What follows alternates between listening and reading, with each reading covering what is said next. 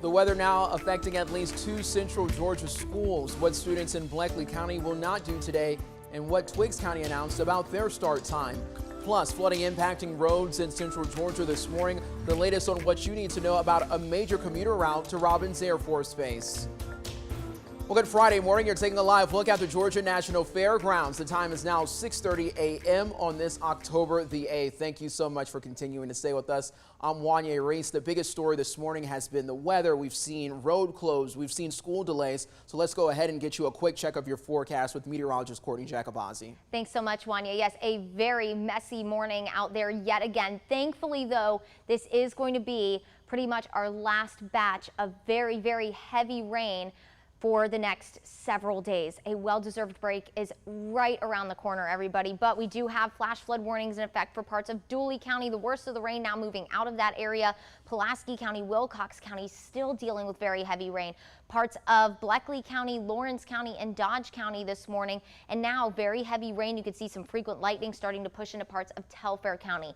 Again, it looks like Dooley County starting to get a little bit of a break. Cordele and Crisp County starting to get some of the heavier rain now. Wilcox County still with heavy downpours. Same with southern Dodge County. Lawrence County starting to get a little bit of a break. Some spots this morning in parts of Bleckley and Lawrence have picked up over 4 inches of rain in just a couple of hours. So with that being said, there is going to be water in the road. Do not drive into it. Drive very, very carefully as you head out today. Like I said, we're almost to the end of this rainy stretch. I'm going to time it all out for you in a few minutes.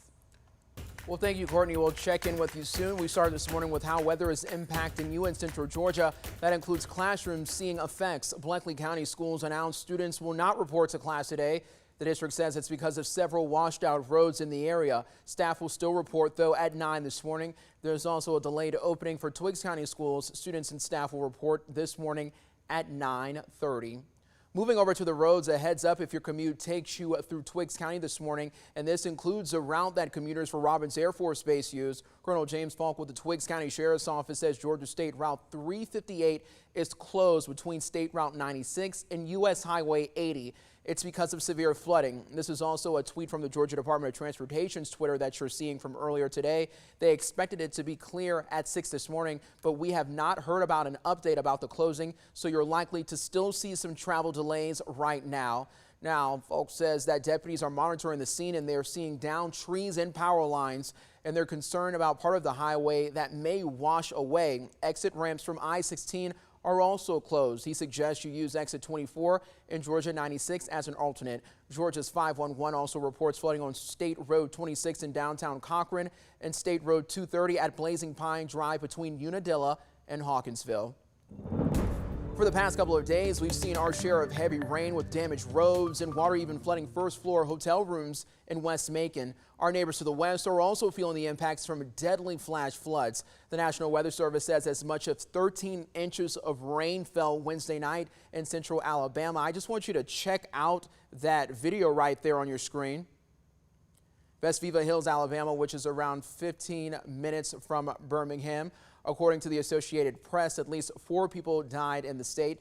The AP reports that all 4 deaths happened when water swept away cars. They say one victim included a 4-year-old girl who died in the northeastern part of Alabama. And Gracie, if you can tell me about that school closure one more time. I believe that she was telling me that students in Dodge County, there we go. So students who are Dodge County students, school is going to be closed today. That's according to the EMA director of Dodge County. Once again, we're seeing the impacts that this flooding and all this rain is having on us here in central Georgia. So that's students in Dodge County. You will not report to school today. Students in Bleckley County, you no longer have to report to school today. And those students in Twiggs County, you're going to be reporting a little bit later on this morning. That's going to be at 9:30. But we cannot stress to you enough, no matter where you're going to, what school district that you're in, you definitely want to take your time on the roads this morning. Well, turning to some other news, we now know the sentence one Warner Robins woman faces after pleading guilty in the death of her 16-month-old son. Yesterday, a judge sentenced 22-year-old Madison Lee Stewart to life with the possibility of parole. This comes more than 3 years after her child drowned in a bathtub.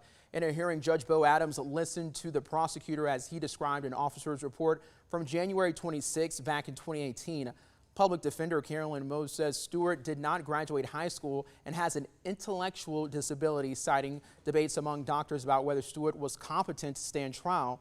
Moses also trying to sway the judge to the life with the possibility of parole sentence by calling Stewart's former teacher and case manager, Pamela White, to the stand. Madison is a truly precious, caring young lady with a beautiful heart who does not even believe in harming spiders and bugs.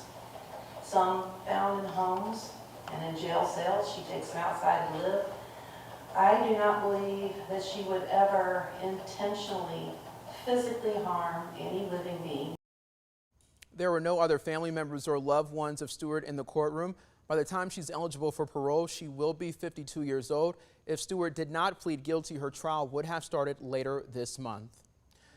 Now to the latest in coronavirus news. A COVID-19 vaccine could come to kids 12 and under before the end of the year. Pfizer and its German partner officially filed its application with the FDA yesterday, asking to allow use of its vaccine for kids aged 5 to 11. Pfizer had already announced that a lower dose of its vaccine worked and appeared safe in a study of that age group. The FDA's Vaccine Advisory Committee will talk about Pfizer's request later this month. The shots could be approved by the next month. Now to 3 headlines from across the state. You'll want to pick up your groceries a little earlier if you're shopping at Kroger. The company announced starting this Sunday, all stores in Georgia, Eastern Alabama, and South Carolina will be open from 6 a.m. to 11 p.m. Some stores had previously been open until midnight. A spokesperson for the chain's Atlanta division says the new hours will give time for employees to clean and sanitize stores, along with organizing and restocking the shelves. Delta Airlines digital identity experience now coming to Atlanta's airport after the company first unveiled it in Detroit earlier this year. The company says it's in partnership with TSA PreCheck. With one look at a camera, travelers who qualify can opt in, check their bag, and pass through the PreCheck security line and then board their plane. Delta says a traveler's digital identity is made up of their passport number and TSA PreCheck or global entry known travel number. It's also verified by facial recognition. Delta says that equipment will be first in Atlanta's South Security Checkpoint in the next few weeks and will expand to other areas before the end of the year. I know there was a reason I wanted to go ahead and get that PreCheck. Now, a $36 million investment will soon come to Southwest Georgia. Solar company Nano PV will put that money into opening a factory assembling solar panels. They have plans to hire more than 500 employees. Nano PV president and CEO says a New Jersey-based company will start production sometime next year in Americus. He says workers will make $17 to $20 an hour.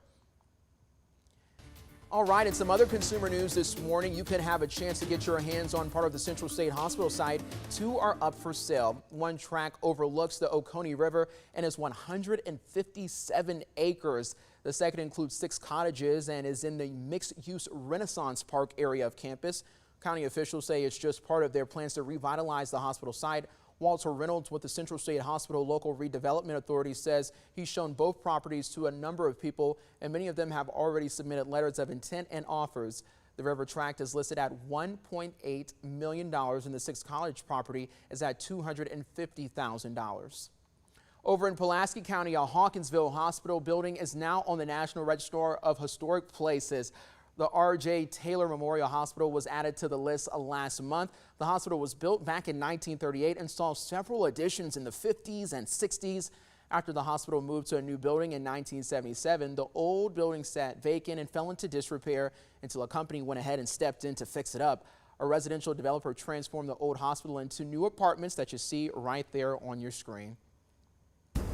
Well, the time is now 6:30 at 9 a.m. and I mean, we have a lot of news that's coming in, so I'm not going to waste any time. Let's just get straight to you, Courtney. Right. Thanks, Anya. And it is all thanks to the weather. We've had multiple schools that have either been closed for the day or starting delayed. You can find all of those details, any road closures, because there are a handful this morning. You can find all of that on 13WMAZ.com. Our web team, all the production folks back there, they're working very hard to keep that updated for you this morning, because clearly all of this happening during a commute hour for a lot of people, just in time for the end of the work week. Flash flood warning for Bleckley, Dodge, and Lawrence until 8:45. We have another for parts of Dooley, Houston, and Pulaski that also includes Bleckley until 9:45, and the last one for parts of Wilcox County, Lawrence, Dodge, and Pulaski until 11 o'clock this morning. all thanks to this batch of rain carrying rainfall rates that are very impressive. So as this slowly moves off to the east, you could pick up an inch or two of rain in a half hour or an hour. It's carrying very heavy rainfall, frequent lightning, some gusty wind. It looks like the heaviest of rain right now in parts of Montgomery County, Telfair, Wheeler County, Dodge County, Lawrence County, finally getting a little bit of a break after a very rainy and stormy morning. In fact, we had a couple of severe thunderstorm warnings there while a lot of you were probably sleeping, unless you were up with Chief Meteorologist Ben Jones, who was on Facebook Live very early through the overnight hours. Now parts of Crisp County with some heavy rain, also Wilcox County and southern Pulaski County. A couple of showers starting to creep on in Macon County this morning. We cannot stress enough, with those flash flood warnings in effect, that means that there's standing water in the road. Do not drive into it. That is extremely dangerous. You never know how deep the water is. We say it all the time, turn around, don't drown. We say it for good reason. And of course, as you're heading out, you might have a road that you take for your commute that's closed. Check our website so you don't get turned around and you don't have to take some extra time for your morning drive.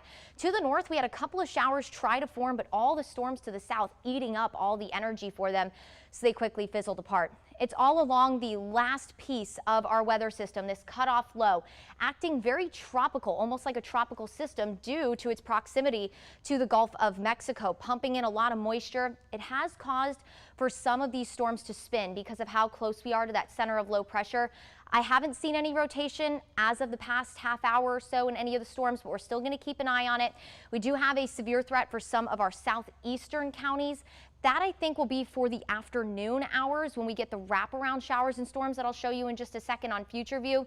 Could carry some hail, heavy rain, and gusty wind along with that frequent lightning threat. When it comes to the rain, that's going to be our biggest concern. Flooding. Notice past 3 hours in parts of Dodge and Lawrence have picked up over 7 inches of rain. There are some roads closed in those counties. As we went through the past 48 hours, it's not hard to find spots with over 10 inches of rain that have fallen. Any more rain that falls is not going to go into the ground. It's going to stay above it. That's going to continue our flash flooding threat for the day. Notice that flash flood watch now for all of our easternmost counties. Normally, the past few days, we've been looking west of 75. That's changed today. This goes until 2 o'clock this afternoon. The morning is going to be the rainiest. That big batch of rain hopefully getting out of here by lunchtime. Then we're going to get the wraparound showers around that low as it starts to push off the coast. So for the commute home, you might run into some heavy downpours. Same for all the high school football games tonight. But notice our coverage of rain is going to be a lot more isolated as we head into the evening. Maybe a stray shower for Saturday, and then finally a much welcome dry stretch of weather Sunday through Thursday. Mornings will stay cool. We'll head back in the mid-80s by next Tuesday.